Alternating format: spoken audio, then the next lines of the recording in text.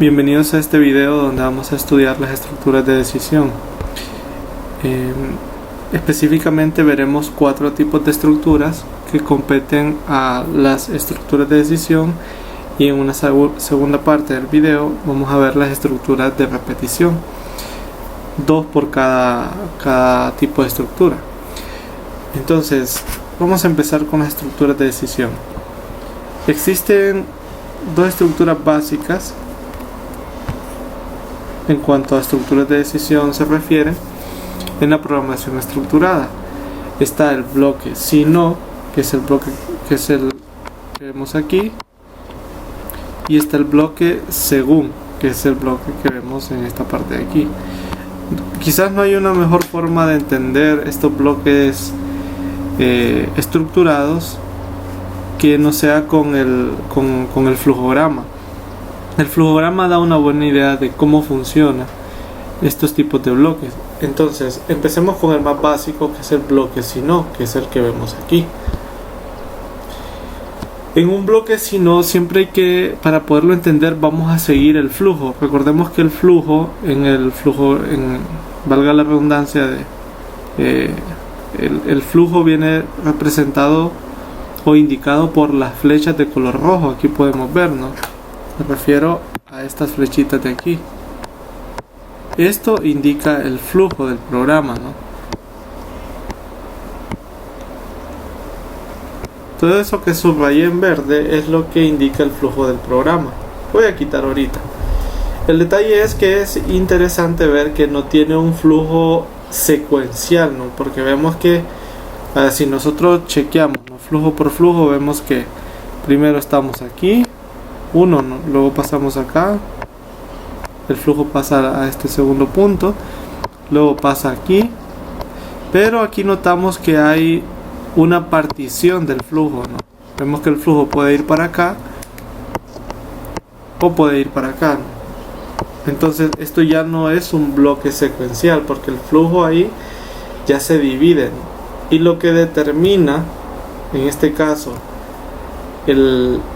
la dirección que va a tomar el flujo es una proposición que se va a poder evaluar. Entonces, como un ejemplo, vemos que aquí, si vamos leyendo el flujograma, ¿no?, que está esquematizado en PCInt, vemos que primero se define la variable A, luego la variable A se lee, y entonces en este punto, que es donde se divide el flujo, tenemos que tomar una decisión. Ahí siempre va a ir una proposición, la cual puede ser verdadera o falsa, ¿no? En este caso, si en la lectura alguien ingresó 0, entonces esta condición que vemos aquí sería verdadera, ¿no?, porque A es igual a 0. Y si ingresó un número diferente de 0, pues naturalmente sería falsa, y entonces eso nos indicaría, ¿no?, a dónde se movería el flujo.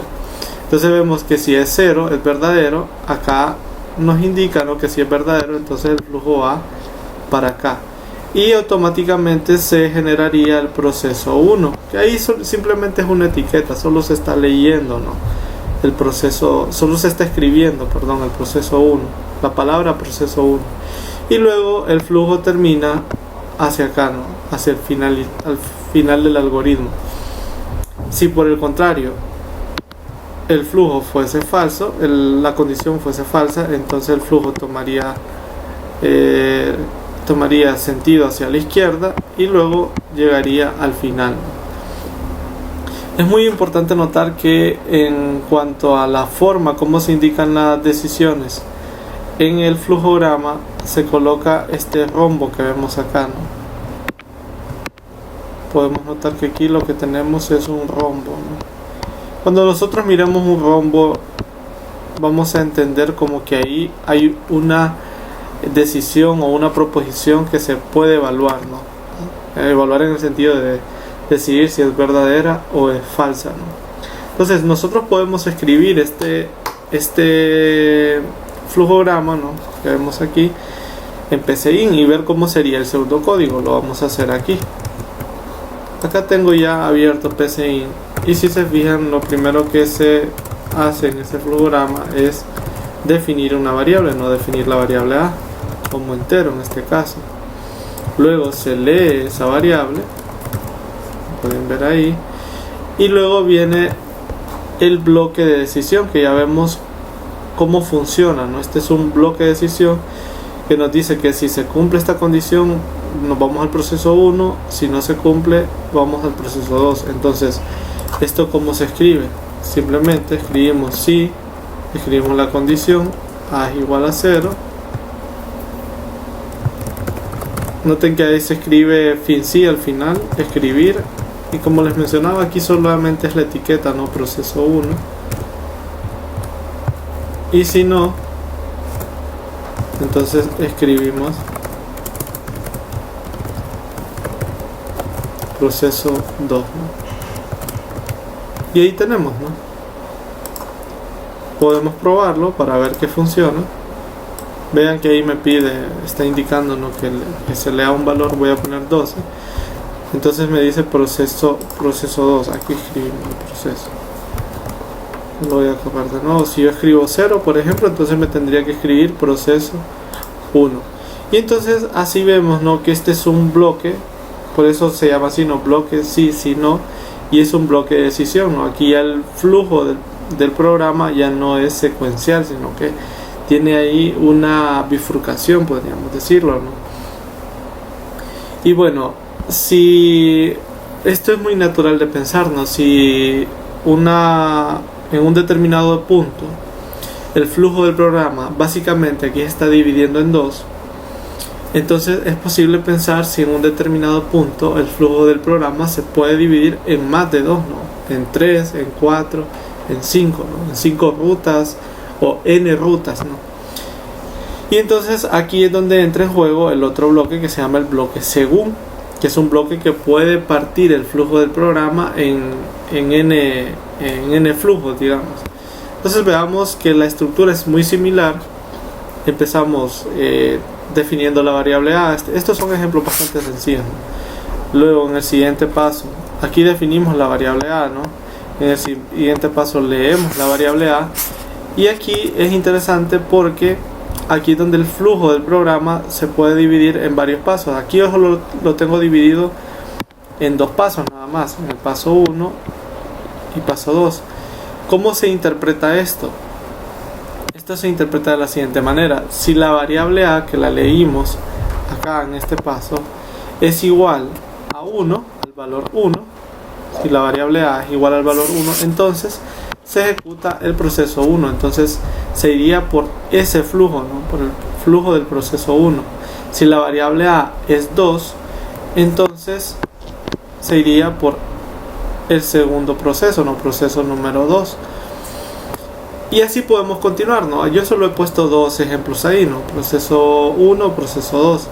Sucede que si al agotar los procesos A no toma ninguno de los valores en consideración, entonces existe un caso, vamos a decirlo así, estos se pueden entender como casos, que es caso por defecto, ¿no? Y es lo que vemos acá que dice de otro modo. O sea que si la variable A en este caso no es ni 1 ni 2, entonces de otro modo se va a ejecutar un proceso por defecto, ¿no?, y el flujo del programa se iría para ahí.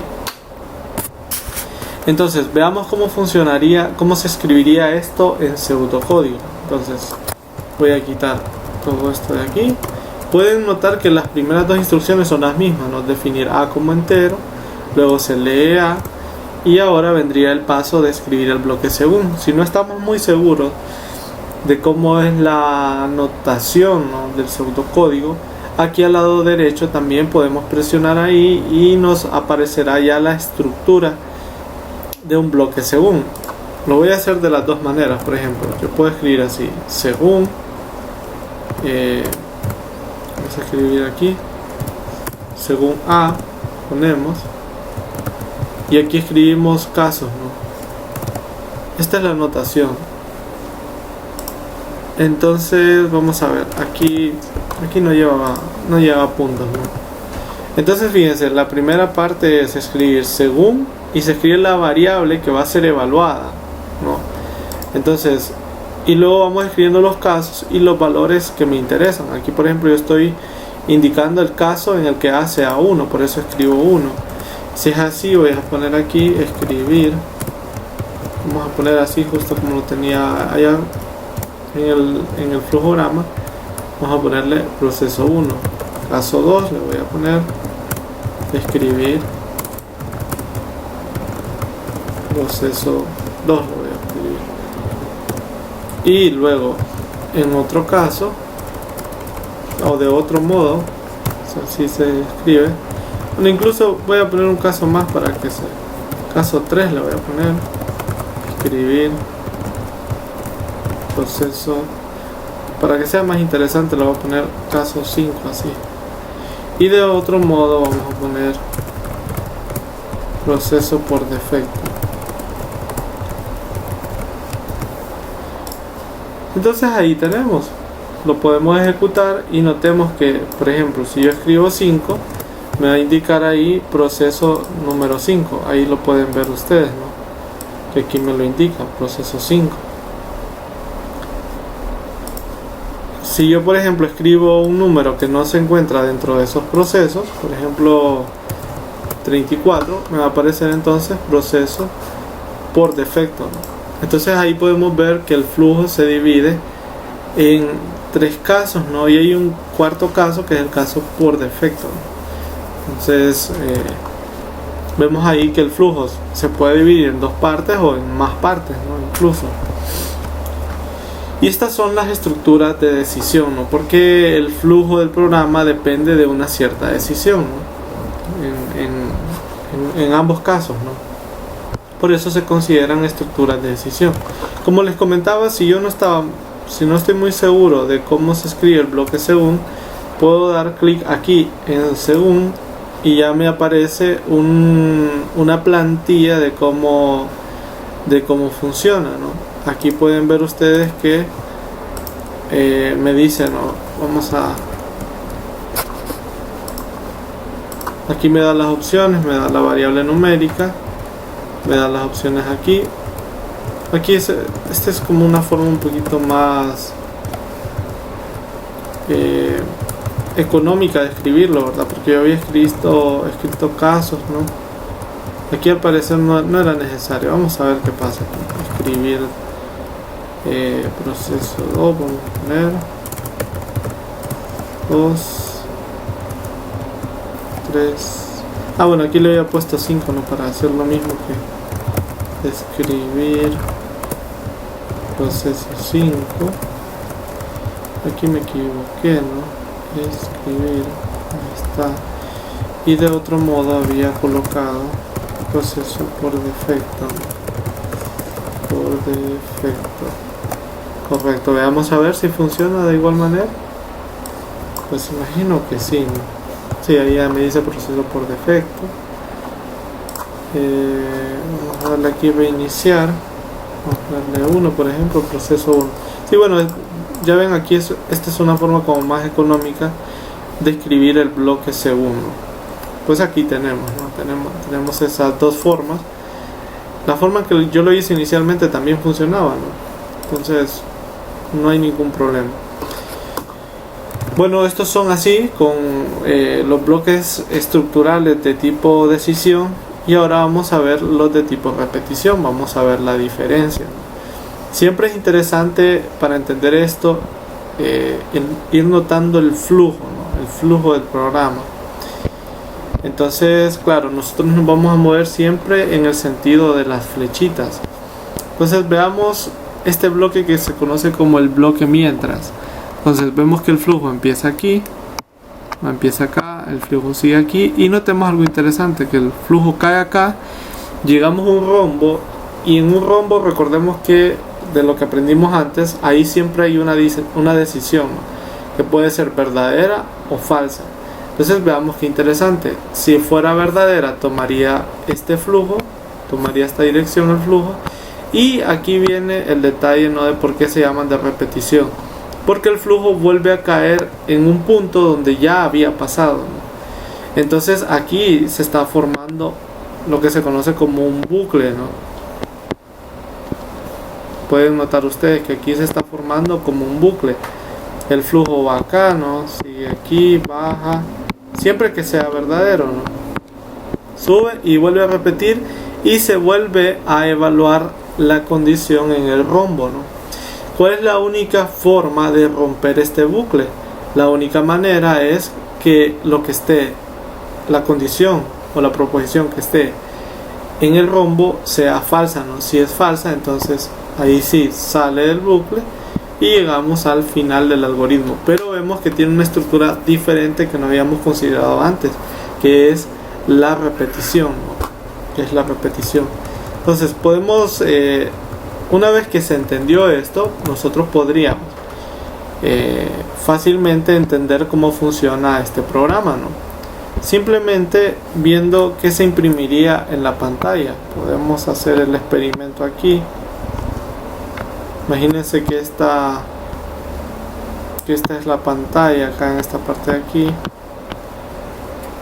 Aquí en la pantalla. Imagínense que esta es la pantalla del computador. ¿Y qué es lo que primero que pasa? ¿No? Se define a la variable a como entero, luego se le asigna el valor de 10, se evalúa si es mayor que 0, como es mayor que 0, ¿no? 10 es mayor que 0, es verdadero, entonces se imprime a, ¿no? Esa es la notación, se imprime a, perdón, que a tiene el valor de 10. Luego a se le asigna el valor de a, o sea, el mismo, menos 1, entonces toma el valor de 9. Regresa, como A ahora tiene el valor de 9, aquí podemos seguir una tablita, ¿no? De los valores de A. Esto es lo que se conoce como prueba de escritorio, ¿no? Podemos ir viendo cómo van cambiando los valores en el programa. Entonces primero valía 10, luego valía 9, cuando vale 9 todavía es mayor que 0, se imprime 9, ¿no? Lo poniendo aquí, luego 9 se le resta 1 y se asigna en el mismo, en A. Como 8 es mayor que 0 se lee, seguimos, ¿no? A toma el valor de 7, aquí no me va a caber, voy a continuar en esta parte de la pantalla, luego imprimiría 6, se nota, ¿no? Cómo va evolucionando. 4, vamos a seguir aquí en la parte de abajo, sería el valor de 3, se irían imprimiendo, ¿no? 2, 1, 2, 1, y cuando llega a 1, pues como 1 es mayor que 0, entonces 1 se imprime, está bien, se le resta, ¿no? Llega a 0, y como 0 en este caso no es mayor que 0, entonces es falso, ahí termina el algoritmo, ¿no? Y solo veríamos esto que vemos ahí, ¿no? Esta sería la salida por pantalla de ese algoritmo. Entonces, ¿cómo se escribe el bloque mientras? Bueno, ¿y por qué se llama el bloque mientras? ¿No? Porque se entendería como mientras a sea mayor que 0, como en este caso, entonces se va a estar repitiendo este procedimiento, ¿no? Que vemos acá, el procedimiento que en cuanto esto ya no sea cierto, pues se sale del algoritmo. Entonces vamos a ver aquí el ejemplo, voy a quitar esto. Si notan, podemos utilizar aquí el bloque mientras, acá lo dice al par, y vean cómo funciona, ¿no? Nos dice que escribimos naturalmente la expresión lógica. Aquí sería mientras a sea mayor que 0. Entonces lo que hacemos es escribir a, y luego a le asignamos el mismo valor de a menos 1, y veamos que en efecto lo que se imprime, aquí tengo algo, aquí no es leer a, ¿verdad? Sino así como lo tengo ahí, es que le asignamos el valor de 10. Entonces, si hacemos eso, podemos ver que en efecto sale, ¿no?, lo que habíamos contemplado en la pruebita de escritorio que hice en la pizarra, ¿no? Muy bien, ese es el bloque mientras. Ahora tenemos el bloque repetir, o también a veces le llama hacer mientras, dos formas de llamarlo, que también es un bloque de repetición.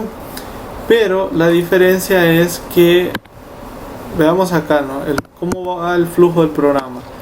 Hasta este momento se parece mucho, ¿no?, al bloque mientras, pero notemos que aquí entra de una sola vez a lo que vendría a ser el proceso, ¿no? El proceso, vamos a entenderlo como este es el proceso, ¿no? Aquí vemos que el proceso se encuentra aquí, ¿no?, ubicado en esta parte. Entonces notemos que en el bloque mientras primero entramos al bloque de decisión, ¿no? O sea, a la estructura de decisión, a la pregunta, ¿no?, de si hacer o no hacer. Mientras que aquí entra de un solo, sin verificar la condición, ¿no?, ejecuta el proceso, y ya luego, después de eso, ahora sí, viene y pregunta, ¿no?, si A es mayor que 0. La diferencia es dónde se evalúa la condición para repetir el proceso, ¿no? Naturalmente, si así como está acá, nos dice que si es falso, nos dice, entonces se va a repetir lo que tenemos aquí, ¿no?, esto que tenemos aquí. Y si es verdadero, pues finaliza el algoritmo. En este caso,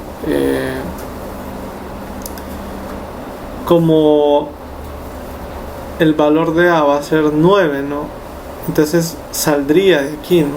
Es la forma como está escrito. Por ejemplo, si yo uso el bloque repetir, vamos a usarlo aquí, entonces las secuencias siempre son las mismas, ¿no? Escribir A, y luego a le asignamos A-1, y la condición que teníamos ahí, ¿verdad?, era A mayor que 0. Si nosotros ejecutamos esto, naturalmente solo se va a imprimir 10, puesto que en este caso evalúa si esta condición es falsa para que esto se repita, ¿no? Es repetir hasta que A sea mayor que 0. Si yo quisiera colocarlo en la versión del ejercicio anterior, tendría que ponerle hasta que A sea menor que 0. Entonces ahí tendríamos esa condición, ¿no? Podemos ver que llega hasta 0, ¿no? Bueno, y ahí teníamos entonces estos bloques estructurales, estructuras de decisión, estructuras de repetición. Para terminar este video vamos a hacer un ejercicio donde podamos aplicar estas estructuras, ¿no? Vamos a hacerlo con un ejercicio de la guía que les coloqué en el campus, elaborada por el coordinador de la clase, ¿no?, profesor José Eber González. Entonces veamos el ejercicio, ¿no? Esta es una conjetura bastante famosa en teoría de números, se llama la conjetura de Collatz, y dice así, ¿no?, que es interesante porque también no ha sido probada aún, que si es cierto o es falso, pero al menos desde el punto de vista de los computadores, con los computadores siempre resulta ser cierto. Y veamos lo que nos dice. Nos dice, si el número sea la siguiente operación aplicable a cualquier número entero positivo. Bueno, tenemos un número entero positivo. Y nos dice que hay una función que hace lo siguiente, ¿no? Esta es una función que toma un entero y hace lo siguiente. Si es par, lo divide por 2, y si es impar, lo multiplica por 3 y le suma 1. Entonces de esta manera se va generando una sucesión que lo interesante es que al parecer siempre termina en 1. Por ejemplo, con el 4, ¿no? El 4 es par, la función dice que se divida por 2, eso me da 2. Luego el 2 sigue siendo par, eso se divide por 2 y llegamos a 1, ¿no? Entonces eso es lo llamativo, ¿no? Es lo llamativo. Y así, ¿no? Entonces nos pide acá generar la secuencia para el número K, que se encuentre entre 13 y 2020. Dice, genera la secuencia para el número K. Bueno, dice, usando la regla anterior y comenzando con 13, generamos la siguiente sucesión, tal. y ahí, ¿verdad? Bueno, entonces sería vamos a hacerlo acá, ¿no? Vamos a escribir aquí conjetura Collatz, vamos a ponerlo así. Vamos a usar las mismas letras que usa él ahí y vamos a leer esa variable k, ¿no? Entonces lo que vamos a hacer es imprimir esta sucesión de números así como aparece aquí, ¿no? Vamos a imprimir esa sucesión de números 13, 40, 20, 10. Entonces lo vamos a hacer con podemos usar un bloque repetir hasta que esa podría ser una forma, y entonces sería repetir hasta que vamos a ver aquí, vamos a transformar, vamos a ponerle aquí hasta que k sea igual a 1, vamos a poner, cuando k sea igual a 1 que pare. Entonces aquí vamos a poner un bloque si no. Entonces vamos a preguntarle si k es par o es impar. Entonces una forma de hacerlo es con el módulo. Entonces si tenemos esta situación, si k módulo 2 es igual a 0, es que el número es par. Entonces acá le vamos a asignar k dividido por 2. Si no, entonces acá le vamos a asignar, como dice ahí, 3 por k más 1. Y además vamos a imprimir, o sea, vamos a escribir k. Esta sin saltar lo que me permite es que no haya un salto de línea, ¿no? Esa es la idea.